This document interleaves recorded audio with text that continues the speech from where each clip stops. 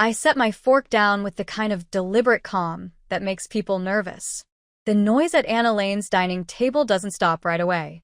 Uncle Greg is still mid-sentence about something involving his golf handicap, and my cousin Brittany is scrolling through her phone, half listening to her husband complain about traffic. The Thanksgiving spread covers every inch of the oak table: turkey, stuffing, 3 kinds of potatoes, green bean casserole that nobody really wants, but everyone pretends to appreciate.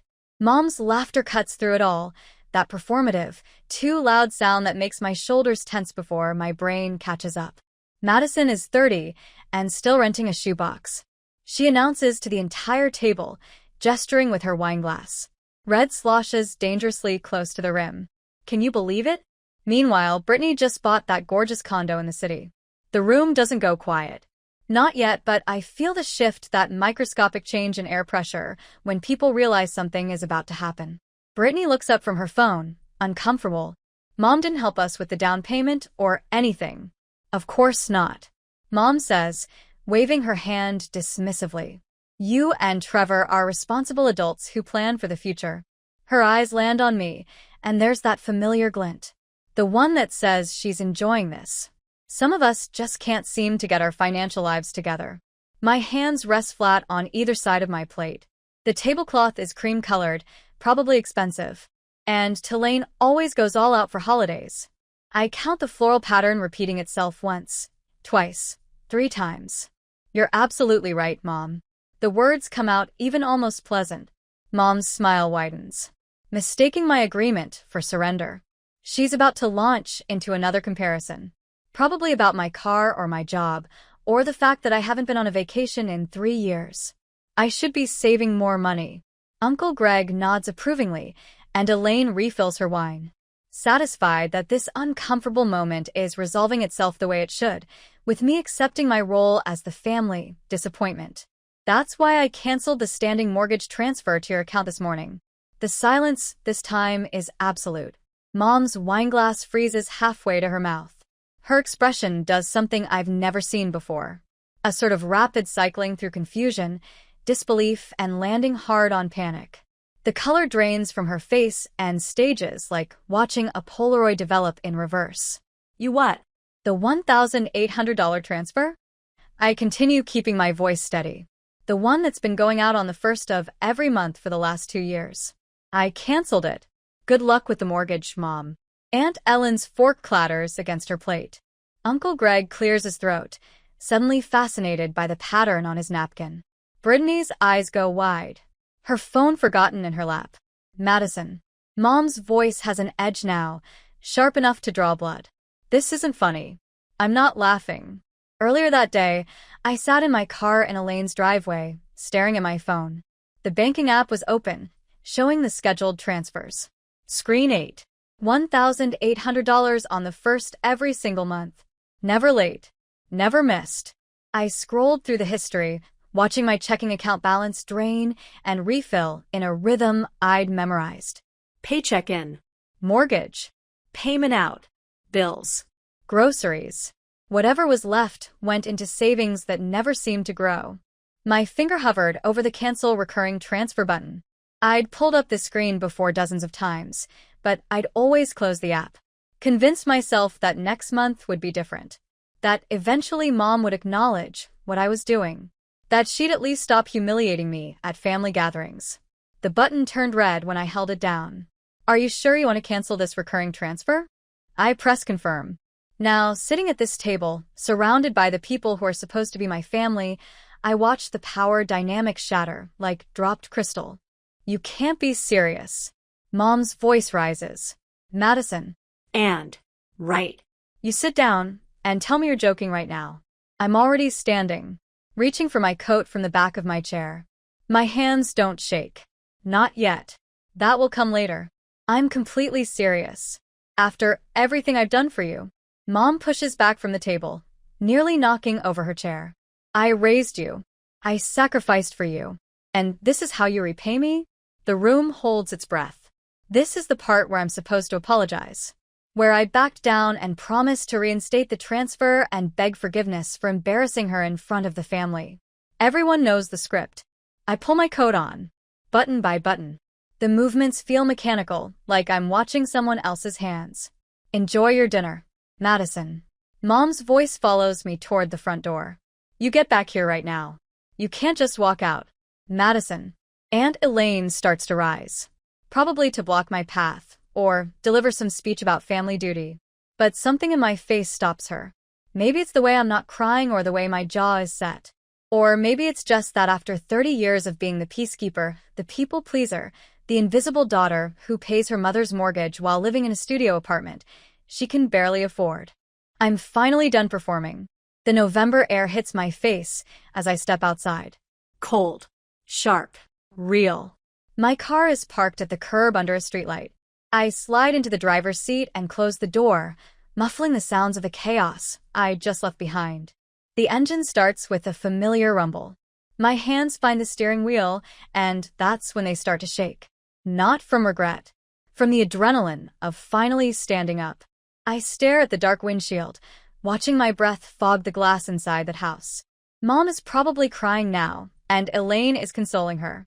The family is probably already deciding I'm the villain in this story, but I'm not going back in. Not tonight. Not ever. The next day, the spreadsheet glows on my laptop screen. Each row a small betrayal documented in Arial 11-point font. I've been sitting at my kitchen table for 3 hours now, cross-referencing bank statements with calendar dates, building a timeline of exactly how much I've bled. The apartment is quiet, except for the hum of my refrigerator and the occasional click of my mouse.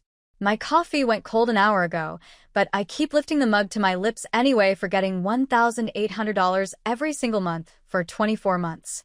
$43,200. But that's not the whole story. I scroll down to the highlighted cells in yellow. The emergency payments. Mom's car needed new brakes. Her water heater died. She had an unexpected dental bill. Each crisis arrived with the same frantic phone call. The same tremor in her voice that made my stomach drop. September last year. $4,000 for the roof repair. That couldn't wait. March $2,500 for the furnace. June $5,000. Because the property taxes came due. And she had completely forgotten December right before Christmas.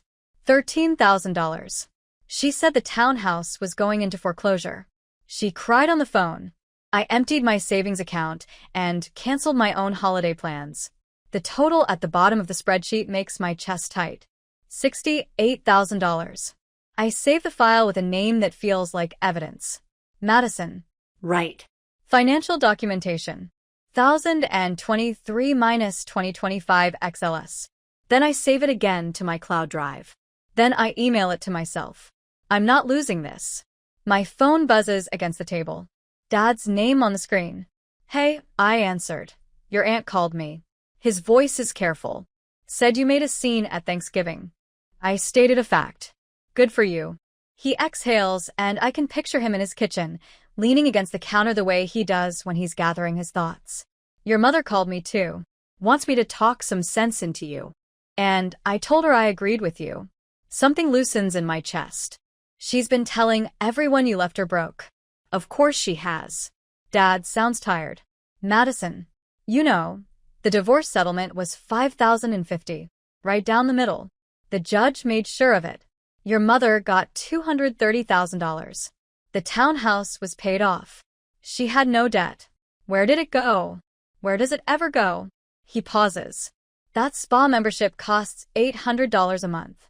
I saw the credit card statements before we split. She was spending $4,000 a month at Nordstrom getting her hair done every 2 weeks at that place in Belmont.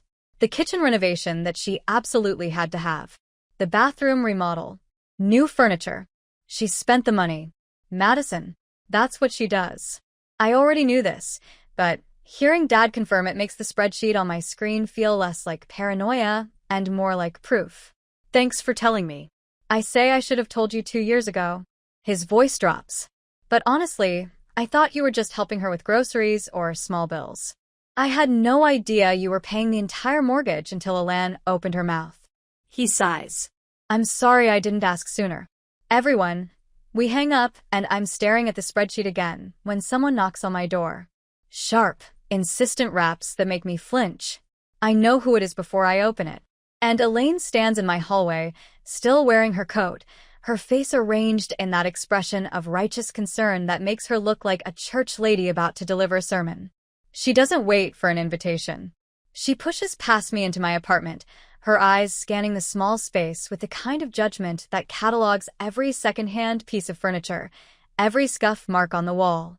"We need to talk," she announces. "Hello to you too. Don't be flip with me, Madison."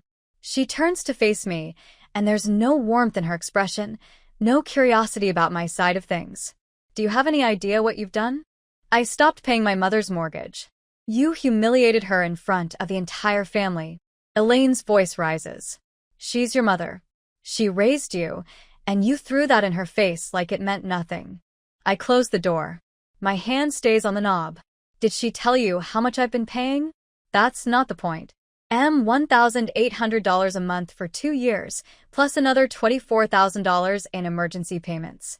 The numbers roll off my tongue. I've been staring at them long enough that they're memorized $68,000 total. Elaine waves her hand like I'm talking about pocket change. "Family helps." Family. Does family humiliate family at Thanksgiving dinner? She was just joking. She called me a financial failure. She compared me to Brittany. She does this every time we're together. And I'm supposed to smile and keep writing checks. "Your mother is bad with money." Elaine says it like she's admitting something. Like this confession should make me sympathetic. "Everyone knows that. But she raised you by herself after your father left. You owe her. Dad didn't leave her broke. The divorce was 50-50. Elaine's mouth tightens. "She knows. Of course she knows. That doesn't change your responsibility. If you stop paying, she loses the house. Is that what you want? Your mother homeless. I want her to be an adult. She's 55 years old. Madison, she can't just start over." I'm Chajista. "Why can't I?" The question hangs in the air. Elaine stares at me and I see the calculation happening behind her eyes. She's realizing that shame won't work anymore, that I'm not the same person who showed up to Thanksgiving dinner yesterday. "If she loses that house, everyone will know it's your fault," she says finally. "Your cousins, your aunts and uncles, everyone at church. They'll know you abandoned your own mother. They can think whatever they want. This will follow you." Her voice drops, taking on an almost threatening edge. "People talk. Your coworkers will hear about it. Your boss. Everyone will know what kind of daughter you are." I walk to my laptop and turn it to face her. The spreadsheet fills the screen. $68,000 in a cell at the bottom, highlighted in red. "Feel free to share that number when you're telling everyone what kind of daughter I am." Elaine looks at the screen. Her jaw works, but she doesn't say anything. I'm done. I tell her, "You can leave now." She goes without another word, and I lock the door behind her. Then I sit back down at my kitchen table and open my email. The message takes me 10 minutes to write. I keep it formal, professional, the kind of email I'd send at work when documenting a problem. To Carolyn. Right. Elaine Peterson CC Richard Wright. Subject: Financial support notice, effective immediately. I will no longer provide financial support for mortgage payments or other expenses. I have attached documentation showing $68,000 in payments made between November 2023 and November 2025. This decision is final. Madison, right. I attach the spreadsheet. My finger hovers over the send button for only a moment. The email washes away. My phone stays silent for the rest of the evening. No calls, no texts. When I check the family group chat before bed, there are no new messages. Just silence, where there used to be constant noise. I look at my bank account one more time. The balance is higher than it's been in 2 years. Next month, it will be higher still. The price of that number is the silence on my phone. The ostracization that's already starting. But for the first time in 24 months, I can breathe. On Monday, the notification pops up on my phone during lunch break. A coworker tagged me in a comment thread. I don't even need to open it to know what's happening. My stomach drops before my brain catches up. That familiar sick weight settling somewhere behind my ribs. The post is public. Of course it is. Mom has never believed in handling family business privately. Not when there's an audience to manipulate. Her profile picture shows her at some charity gala from 3 years ago, wearing a dress. I now realize I probably paid for. The text is long, rambling, the kind of emotional vomit that people scroll past unless they know the players involved. Some people don't understand what it means to honor your parents. It begins after everything you sacrifice. After all the sleepless nights and hard choices, after giving up your own dreams to raise them right. They just walk away, abandon you when you need them most. I'm getting older. I won't be here forever. But I guess that doesn't matter to some people. She doesn't name me. She's too smart for that. But she's tagged Adeline, Uncle Greg, 3 cousins, and half a dozen family friends. People who were at Thanksgiving. People who know exactly who she's talking about. The comments are already rolling in sympathetic emojis. Praying for you and stay strong. And some children just don't appreciate what they have. Mrs. Henderson from 2 doors down wrote, "You deserve so much better." I lock my phone and set it face down on my desk. The spreadsheet I was working on blurs in front of me. "Hey, Madison." I look up. Jessica from accounting is standing in my cubicle entrance. Her expression carefully neutral. The kind of neutral that means she's seen something and doesn't know how to bring it up. "I just wanted to check if everything's okay. I saw your mom's post, and heat floods my face. Not embarrassment. Exactly. Something sharper.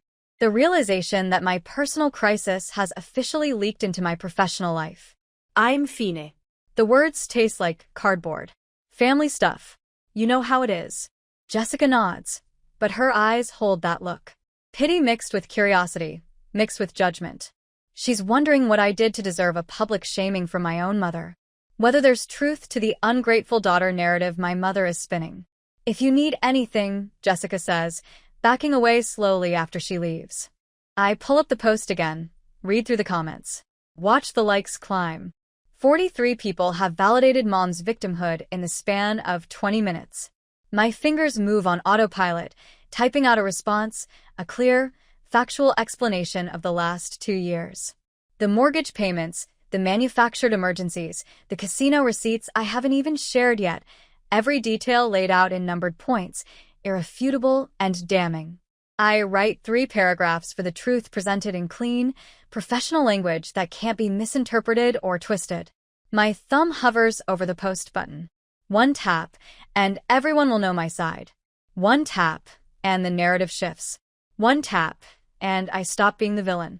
The office air conditioning kicks on, humming through the vent above my desk. I stare at my drafted response, reading it over twice.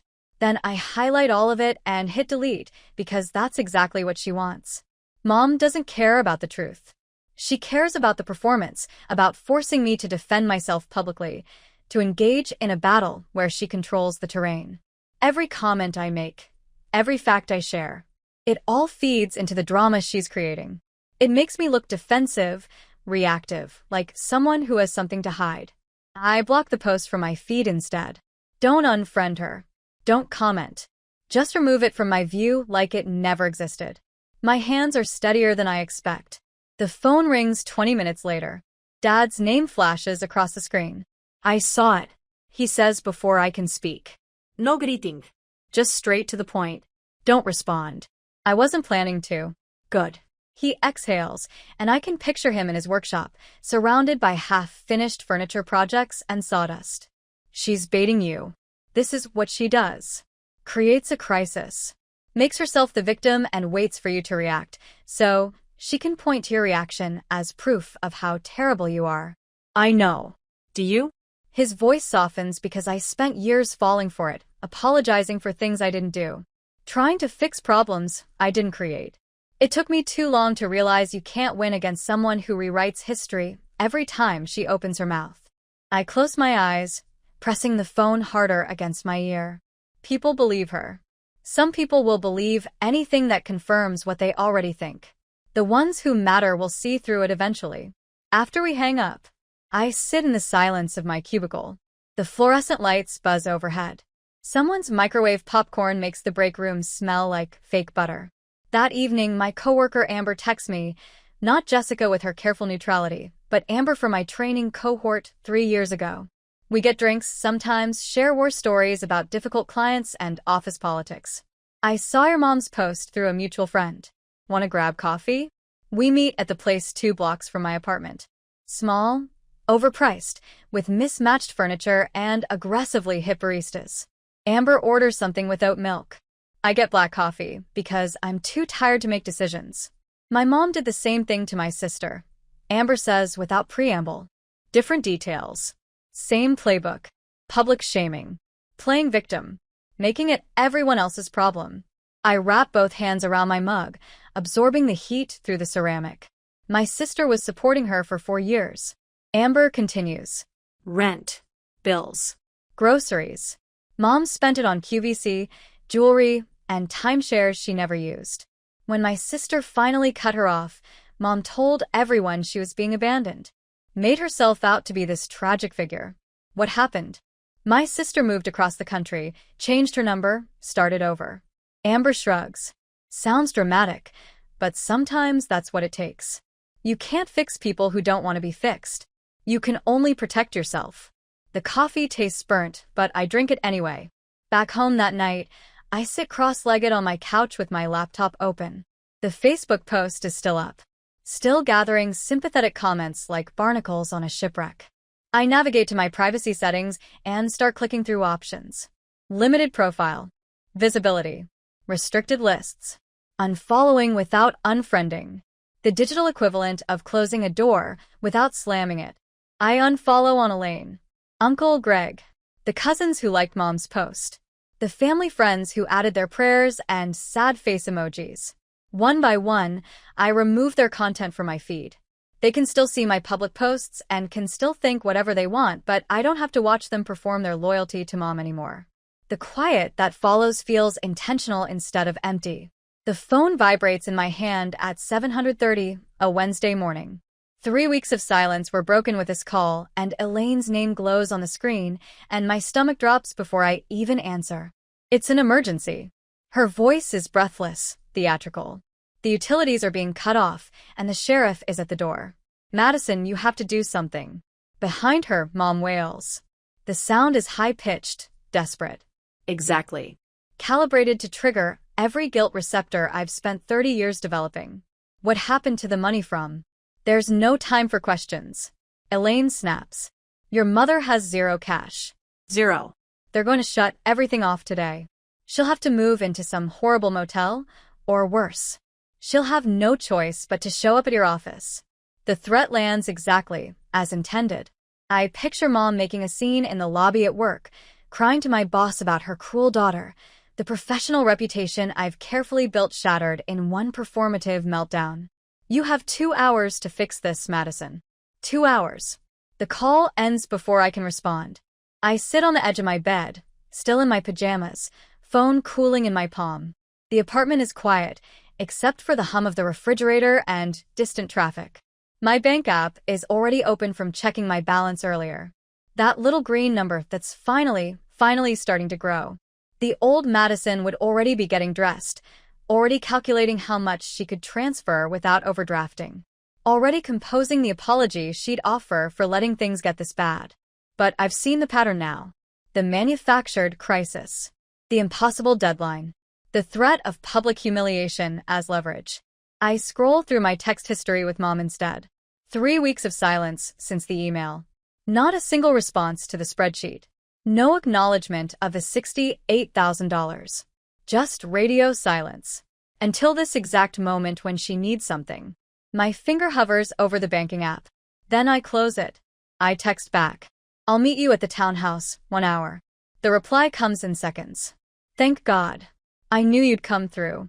I shower, dress in my usual work clothes, gray slacks, white blouse, minimal makeup.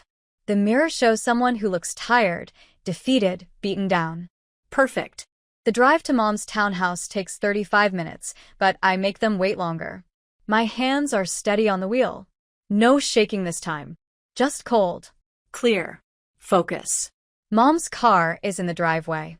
So is Elaine's Mercedes.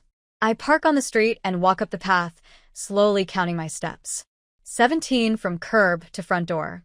The flower beds Mom planted last spring are overgrown weeds, choking out the petunias she spent $200 on. The door opens before I knock. Finally, Elaine ushers me inside like I'm late for surgery. She's in the living room. She's been beside herself.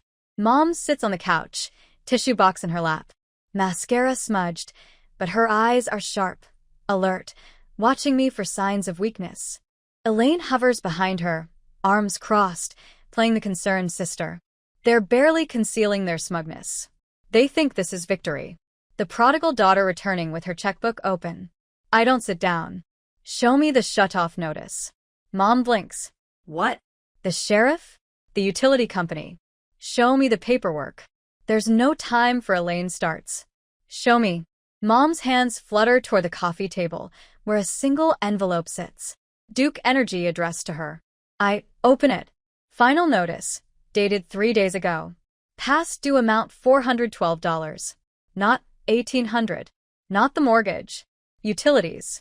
I'll handle this one. Last time the words come out flat. Exhausted. Mom's shoulders drop. Relief flooding her features.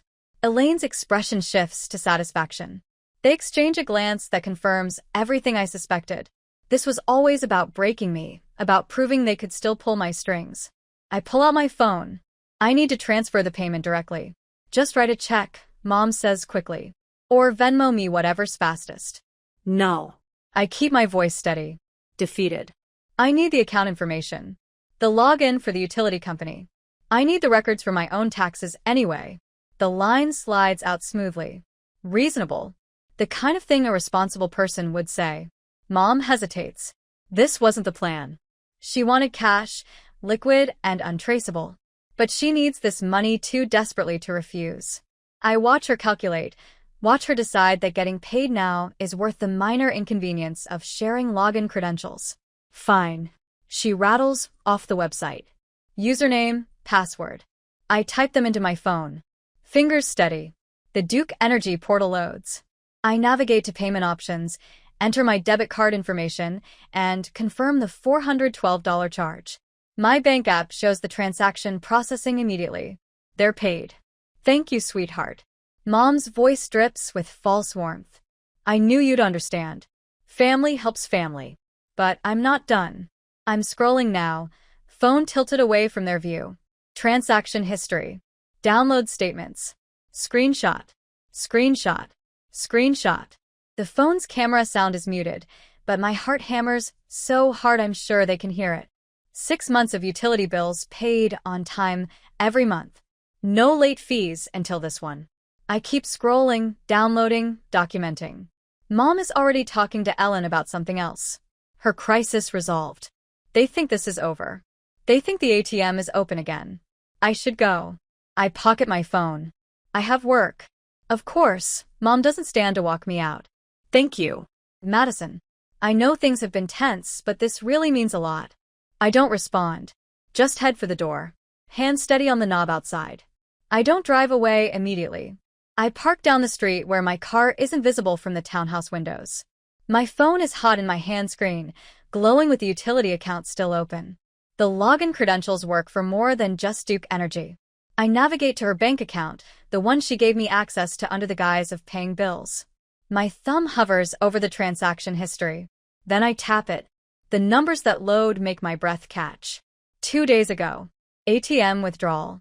The Emerald Casino, $2,000 in cash. The day before the emergency. The day before. She claimed to have zero money. The day she and Aunt called me. I scroll further back. More casino withdrawals.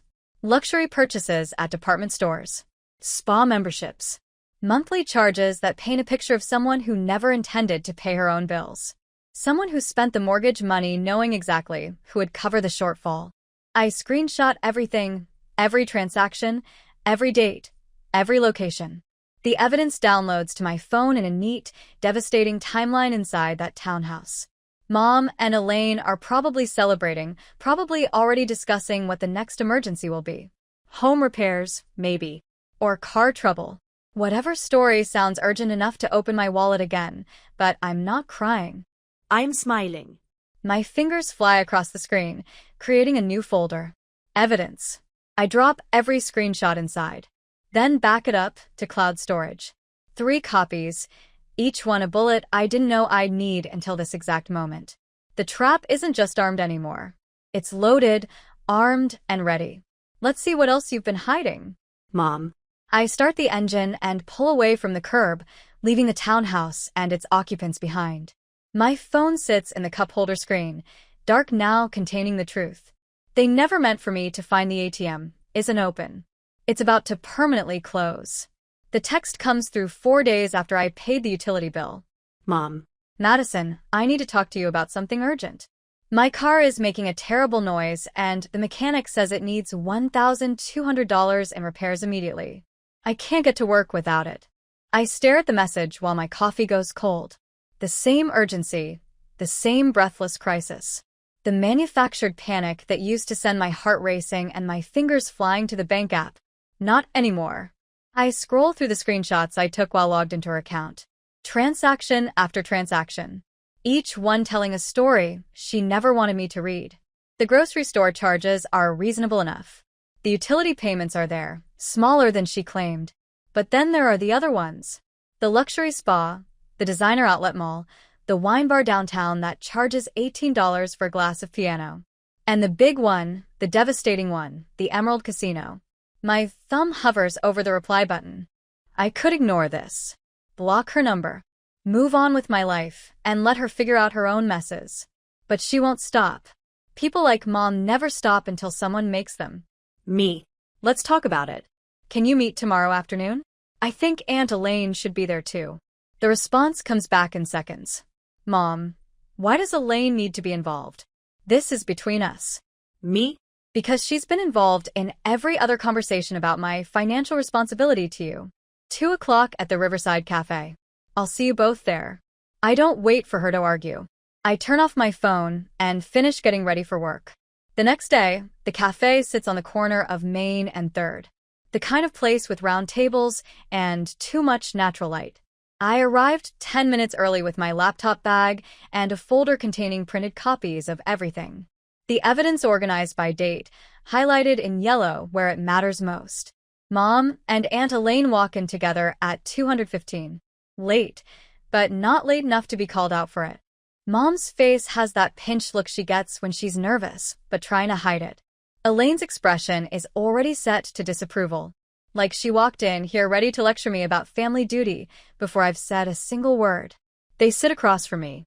Mom reaches for my hand, but I pull back and rest, both palms flat on the table. Thank you for coming. Of course, sweetheart. Mom's voice drips with artificial sweetness. Now, about the car. I really am in a bind. And I know you said you wouldn't help anymore, but this is different. I can't work without transportation. We can talk about that. I open my laptop. The screen glows between us. But first, I want to show you something. Elaine shifts in her seat. Madison, if this is about dredging up the past, it's about last call. I turn the laptop toward them. The transaction history fills the screen. When you called and said the utilities were being shut off when the sheriff was supposedly at the door. Mom's face goes very still.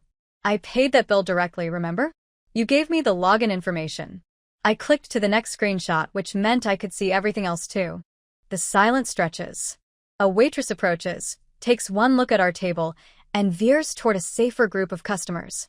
Madison Mom's voice has an edge now. Looking through my private accounts is a violation of the day before your crisis. I tap the screen. November 14th, the Emerald Casino, $2,000 cash withdrawal. Elaine leans forward, squinting at the screen. Her mouth opens, closes, opens again. You withdrew $2,000 at a casino. I continue, my voice steady, and then the next day you called in hysterics about not having money for utilities. You manufactured that emergency. You gambled away your mortgage payment and then called me to cover it. That's not Mom's start. But I hold up one hand. I have $68,000 reasons to be done with your lies. I pull out the printed copies, sliding them across the table. This is 2 years of payments, $1,800 a month, plus the emergency payments, plus the utility bill I just paid, which subsidized a casino trip. Mom stares at the papers like they might catch fire. Her hands tremble as she reaches for them, but she doesn't pick them up. Can't. Maybe. Elaine reads in silence. I watch the exact moment she realizes she can't defend this. Can't spin it into another lecture about family duty. Her face shifts from disapproval to something closer to shock. Carolyn. Elaine's voice is quiet. Dangerous. Tell me this isn't real. It was a mistake. Mom's words tumble out fast. I was stressed. I thought I could win it back. I never meant for. You lied to me. Elaine cuts her off. You stood in my kitchen and told me Madison abandoned you. You made me call her and guilt her into helping. And you were lying. I needed help. Mom's voice rises, desperate now. I made one mistake. One bad decision. That doesn't erase everything Madison owes me. I close my laptop with a soft click. I don't owe you anything. The words land heavy. Final. The money I gave you didn't save you, Mom. It enabled you. Every dollar I transferred went toward maintaining a lifestyle you couldn't afford. The designer clothes, the spa memberships, the casino trips you didn't need rescuing. You needed someone to stop rescuing you. Mom opens her mouth, but nothing comes out. Her eyes are shining and I wait for the tears, the performance. But even she seems to realize it won't work this time. I pull out my phone and open the family group chat. 37 members, cousins, aunts, uncles, second cousins. I barely remember. I haven't posted anything yet. I say, showing them the empty message box, but I will if this continues. The casino receipt. The transaction history. The whole truth about where my money actually went. You wouldn't. Mom's voice cracks. Try me. I meet her eyes. The caption writes itself. I didn't abandon her. She spent the mortgage money at the casino. Elaine sinks back in her chair. All the fight draining out of her, without the moral high ground. She's just another witness to a truth too ugly to defend. I'm done being the solution to problems you create. I stand, gathering my laptop and folder. I've changed the passwords on my accounts. All of them. Don't call about emergencies. Don't text about crises. Don't show up at my apartment or my work. After everything I did for you. Mom's voice breaks on the last word. I pause at the edge of the table. You raised me. Past tense. That job is over and you got paid for it. $68,000 worth. I walk out while they're still sitting there, stunned into silence. The afternoon sun hits my face as I step onto the sidewalk. My hands aren't shaking. My chest isn't tight. For the first time in 2 years. I feel lighter than air. 5 months changes everything and nothing at all. My new apartment has actual closet space. 2 bedrooms. Even though I live alone. The second one holds a desk, bookshelves, and a reading chair I found at an estate sale. Fresh tulips sit in a glass vase on the kitchen counter, bright yellow against the white subway tile. I bought them yesterday because I wanted to, not because they were on clearance. My savings account has an actual balance now. Real numbers that grow instead of drain. The Easter gathering is at Aunt Elaine's again. Different holiday, same house. But I'm parking at the curb by choice this time. Not obligation. Not guilt. Just the simple decision to show up. Because I want to see Dad and a few cousins who reached out after the dust settled. I grabbed the lemon cake from the passenger seat store-bought because I'm not trying to prove anything anymore. Inside, the familiar sounds of family chaos greet me. Kids running through the hallway. Uncle Greg's booming voice from the living room. The scent of ham and scalloped potatoes drifting from the kitchen. Mom is here. I spotted her car in the driveway. She's sitting in the corner of the dining room when I walk in. Quieter than I've ever seen her. Her wine glass is half full instead of constantly empty. She glances up when I enter, and something flickers across her face. Not quite. Shame. Not quite. Resentment. Something in between that I don't need to name or fix. I nod once she nods back. That's all there is. Madison. Brittany waves from across the room. She actually smiles, genuine instead of uncomfortable. That cake looks amazing. The conversation flows around me differently. Now Aunt Elaine asks about work with real interest instead of veiled judgment. Uncle Greg talks about his new boat without comparing it to what I can't afford. Nobody mentions my apartment size, or my car, or my apparent inability to plan for the future. They adjusted the family, learned where the line is, and nobody's testing it anymore. Halfway through dinner, Cousin Mark makes an offhand comment about helping his brother with rent. Family helps family, right? That's what we do. The table doesn't go silent, but I feel the slight shift. That microscopic awareness of weight behind those words. I set down my fork, take a sip of water, and smile. No tension in my shoulders. No calculating how to escape. Everyone's responsible for their own finances. Mark blinks, nods slowly. Yeah, I guess that's true too. The conversation moves on. Someone asks about dessert. Brittany's husband tells a story about their dog. The moment dissolves like sugar and coffee. Sweet and unremarkable. Later, Dad catches me by the coffee station. He squeezes my shoulder once firm and proud. He doesn't say anything. Doesn't need to. On Tuesday, a younger woman from accounting stops by my desk. Sarah, maybe 24, with circles under her eyes that look familiar. Can I ask you something? She glances around like she's afraid of being overheard. It's about family stuff. We end up having coffee in the break room. She tells me about her parents, their constant requests, the guilt trips, the threats. Her voice shakes when she talks about cutting them off. Everyone says I'm being selfish. I think about the spreadsheets, the casino withdrawal, the 2 years of silence I mistook for love. You can love people from a healthy distance. I tell her you're not responsible for fixing problems they create. She's crying now, but the relief on her face is unmistakable. Like someone finally gave her permission to breathe. I give her my number. Tell her to call, if she needs to talk. She hugs me before leaving, whispering thank you against my shoulder. That evening I meet Dad and Jessica, my coworker, who validated my boundaries 6 months ago at the Italian place downtown. We order too much food and split a bottle of wine that costs more than I used to spend on groceries for a week to chosen family. Jessica says, raising her glass. Dad grins to Madison, finally choosing herself. We clink glasses, and the sound rings clear. Driving home, the sunset spreads across the horizon in shades of orange and deep pink. My hands rest easy on the wheel. No phantom buzzing from my phone. No checking the rearview mirror. Like Mom's going to appear. My laptop sits open on the passenger seat. Browser tabs still visible. One shows a photography course starting in June. Another has flight prices to Colorado. The voice in my head sounds different now. Steady instead of anxious. Clear instead of conflicted. Family helps family. I say out loud to the empty car. But help doesn't mean sacrifice. The light ahead turns green. After all I did for you. I smile at my reflection in the windshield. I finally did something for myself. My hands stay steady on the wheel. The road ahead is mine. The invisible provider now provides for the only person who never exploited her herself. Subscribe.